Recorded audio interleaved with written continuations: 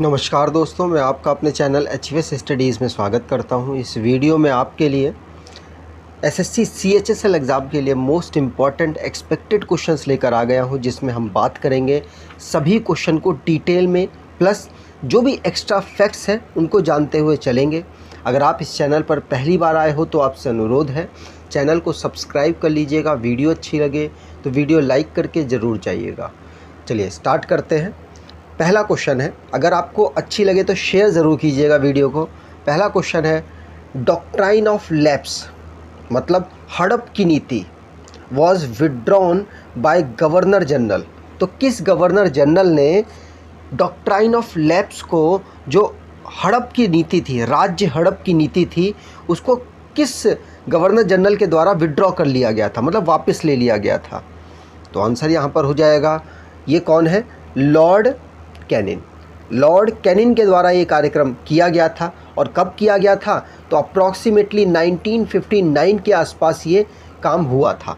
Lord canine का अगर आपको समय काल बताऊं तो 1956 से लेकर, माफ़ कीजिएगा 19 लिख दिया मैंने यहाँ पे, 1859 पर ये हुआ था। 1856 से लेकर 1862 तक इनका काम चला था। ये भारत के पहले वायसराय भी बने थे और अंतिम गवर्नर जनरल थे। याद रखना है, पूछा जाता है। कोई एक्ट आया था, कोई अधिनियम आया था, तो भारत सरकार पे शासन कर रही थी ब्रिटेन, तो उनके द्वारा एक अधिनियम आया था 1858 वाला। उसके अंतर्गत इनको वायसराय बनाया गया था। कंपनी की जो शक्तियाँ थी वो बिल्कुल ही ख़त्म कर दी गई थी और जो शासन था वो सीधे जो ब्रिटेन की संसद है वहाँ से चलने लग गया था। ठीक है, तो जो लॉर्ड कैनिन है उन्होंने डॉक्ट्राइन ऑफ लैप्स को 1859 में वापस ले लिया था। और इस जो डॉक्ट्राइन ऑफ लैप्स है इसको लागू किसने किया था? तो आंसर यहाँ पर हो जाएगा लॉर्ड डलहौजी। कौन थे? लॉर्ड डलहौजी। और लॉर्ड डलहौजी ने कब किया था? तो अप्रॉक्सीमेटली की बात करेंगे तो अप्रॉक्सीमेटली 1848 के आसपास उनका समय काल शुरू होता है। तो उसके बाद ही इन्होंने ये काम किया था। वैसे नॉर्मली आपको 16 सेंचुरी लिखा हुआ मिलेगा। ठीक है, 16 कह रहा हूँ, 19 सेंचुरी। तो उस टाइम पर इन्होंने काम किया था, मिड 19 सेंचुरी में। इनका समय काल था लॉर्ड डलहौजी का 1848 से लेकर 1856 तक। उसके बीच में डॉक्ट्राइन ऑफ लैप हुआ और उसमें जो सतारा, पहली जो हड़प नीति के अंतर्गत एक देश को, एक साम्राज्य को अपने अंदर लिया गया, वो थे सतारा 1948 में। ठीक है, चलिए आगे बात करें। अगला क्वेश्चन है, when Gandhi Irwin pact was signed. तो गांधी इरविन पैक्ट कब साइन हुआ था? तो आंसर यहाँ पर हो जाएगा, यहाँ पर आंसर कोई है ही नहीं। देखिए यहाँ पर ये 4 मार्च आप कर लीजिए। तो 4 मार्च को 1931 में गांधी इरविन पैक्ट हुआ था। और आपको ध्यान रखना, इस तरीके के क्वेश्चन आपसे पूछे जाते हैं, याद रखिएगा। ये 4 मार्च है, ठीक है। 4 मार्च 1931 में गांधी इरविन समझौता हुआ था, जिसके अंतर्गत सविनय अवज्ञा आंदोलन को इनको स्थगित करना था और गांधी जी की भी कुछ मांगे थी, उनको माना गया था। ठीक है, चलिए आगे बात करें। अगला क्वेश्चन है, हु स्टार्टेड गणपति उत्सव इन 1893। 1893 में किनके द्वारा गणपति उत्सव को स्टार्ट किया गया था? तो आंसर बहुत आसान है, आप आसानी से पहुंच भी गए होंगे। बाल गंगाधर तिलक। बाल गंगाधर तिलक ने 1893 में जो गणपति उत्सव था उसको सेलिब्रेट करना स्टार्ट किया। और 2 साल बाद का मतलब 1895 में जो शिवाजी महाराज जी का उत्सव है उसको भी इन्होंने सेलिब्रेट करना स्टार्ट किया था। ध्यान रखना है, आपसे पूछा जा सकता है। दोनों जो उत्सव है ये इनके द्वारा ही स्टार्ट किए गए थे। ठीक है, चलिए आगे बात करें। अगला क्वेश्चन है, अगर आप स्टैटिक जीके की ई बुक परचेज़ करना चाहते हैं तो आप इस ई बुक को परचेज़ कर सकते हैं। डिस्क्रिप्शन बॉक्स में लिंक है, वहाँ से आपको ये मिल जाएगी। इसमें ऑलमोस्ट आपके सभी टॉपिक कवर किए गए हैं और ऑलमोस्ट MCQ माध्यम से कवर करने की कोशिश की गई है और हर क्वेश्चन को यहाँ पर डिटेल में आपको बताया गया है। ठीक है, चलिए आगे बात करें। अगला क्वेश्चन है, which among the planet are called terrestrial. तो टेरेस्ट्रियल प्लैनेट किसको कहा जाता है। वैसे अगर आपको कुछ और नाम देकर पूछा जाता तो आप आसानी से बता पाते, जैसे कि इनर, अगर आपसे इनर जो प्लैनेट है वो पूछा जाए तो आप बता देंगे, वही है ये। टेरेस्ट्रियल को इनर ही कहा जाता है। तो इनर प्लैनेट कौन से हैं इनमें, तो आंसर यहाँ पर हो जाएगा इनमें है वीनस। जो स्टार्टिंग के 4 हैं कौन कौन से, मरकरी, वीनस, अर्थ और जो हमारा बच गया मंगल ग्रह मार्स। तो ये 4 जो हैं ये कौन है, टेरेस्ट्रियल है, ठीक है। और इनको इनर कहा जाता है। आउटर कौन से हैं, तो बचे 4 हो गए। जो आउटर 4 हैं वो कौन से हमारे कौन से, तो पहला है हमारे पास बृहस्पति जिसको जुपिटर कहा जाता है, सैटर्न, उसके बाद हमारा नेपच्यून यूरेनस आता है, उसके बाद नेपच्यून आता है, अरुण और वरुण, ठीक है। चलिए आगे बात करें। अगला क्वेश्चन है which is the longest river in Europe.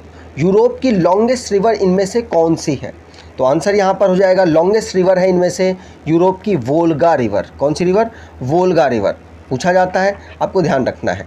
अच्छा, आपसे ये पूछा जाए कि भारत की सबसे लंबी रिवर कौन सी है, तो आप कहेंगे गंगा।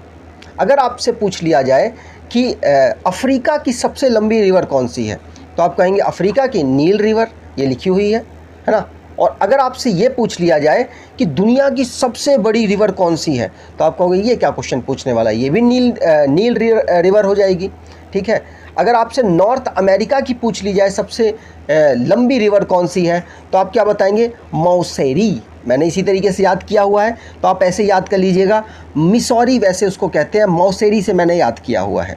अगर बात की जाए हमारे साउथ अमेरिका की, तो साउथ अमेरिका में अमेज़न सबसे बड़ी रिवर है, ठीक है।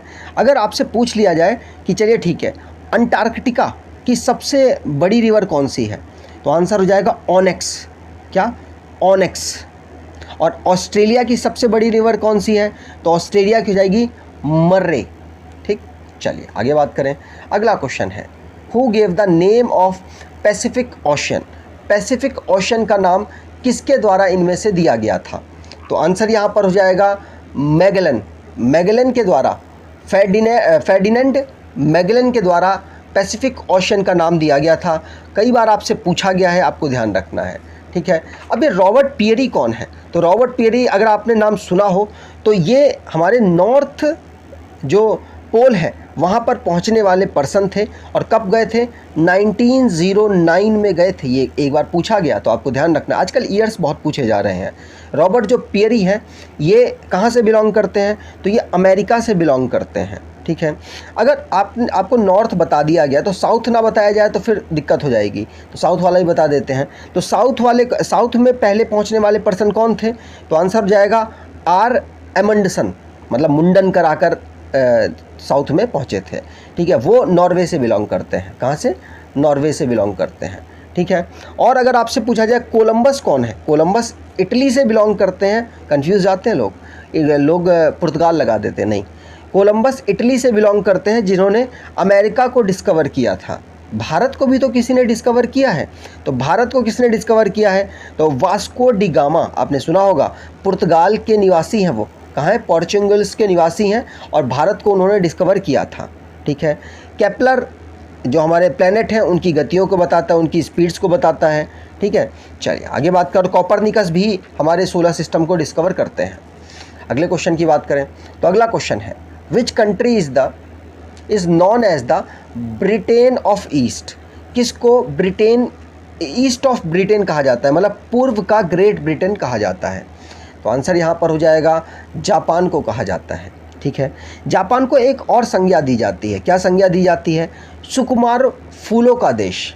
सुकुमार फूलों का देश भी इसको कहा जाता है। श्रीलंका को, जो श्रीलंका आपको पता है इंडियन ओशन में अवेलेबल है, तो इसीलिए उसको कहा जाता है कि इंडियन ओशन का एक पियर्ल है, मोती है, ठीक है। चलिए आगे बात करें। अगला क्वेश्चन है which committee related to prediction of unemployment. तो इनमें से कौन सी कमेटी है जो कि अनएम्प्लॉयमेंट के बारे में यहाँ पर डिस्क्राइब करती है, तो अनएम्प्लॉयमेंट के बारे में बताया था किसने, जो देखिए अगर आपको एम्प्लॉयमेंट नहीं मिलेगा तो आप क्या करेंगे, दांत दिखाएंगे।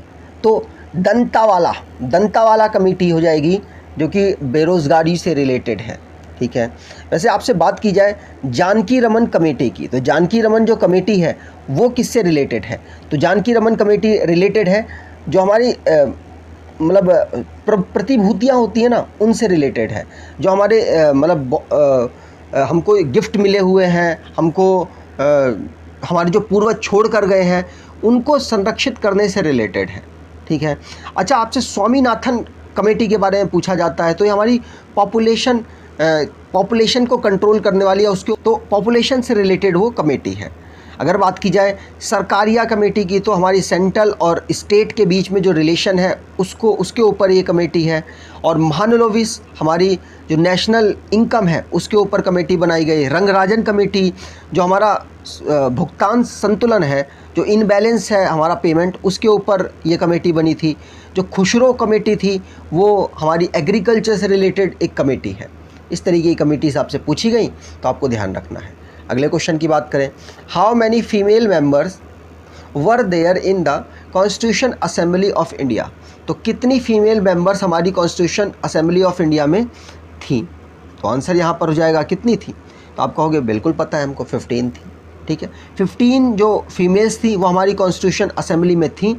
आपको ध्यान रखना, आपसे कई बार ये क्वेश्चन पूछा गया है, ठीक है। चलिए आगे बात करें।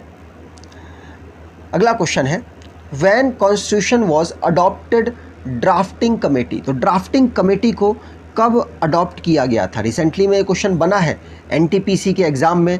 तो आपको बता दूं ये आंसर हो जाएगा बिल्कुल क्लोज ऑप्शन, जैसे यहाँ पर ऑप्शन सिर्फ वैसे ही दिए गए थे। तो आपको पता होना चाहिए एग्जैक्ट डेट 29 अगस्त 1947 को इसको फॉर्म किया गया था, ध्यान रखना है। और इसके जो हेड थे वो कौन थे? डॉक्टर भीमराव अंबेडकर जी, ठीक है। चलिए आगे बात करें। अगला क्वेश्चन है, what is the theme of world water day? World water day की थीम क्या है? तो आंसर यहाँ पर हो जाएगा, मतलब 2022 की पूछी जा रही है लेकिन मैं आपको सभी की बताऊंगा।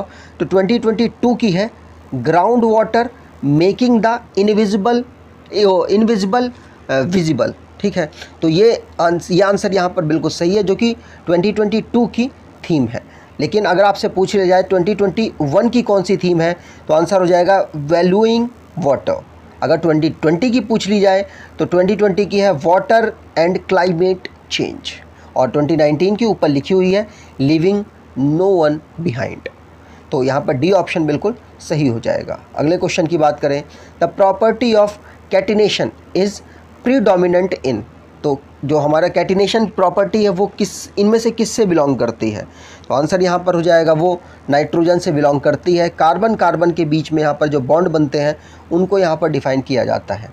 अगले क्वेश्चन की बात करें, who was the first English man to appear in the Mughal court during Jahangir reign? तो जहांगीर के समय पर कौन से इंग्लिश मैन थे जो कि मुगल कोर्ट में आए थे? तो आंसर यहाँ पर हो जाएगा कैप्टन विलियम हॉकिंग।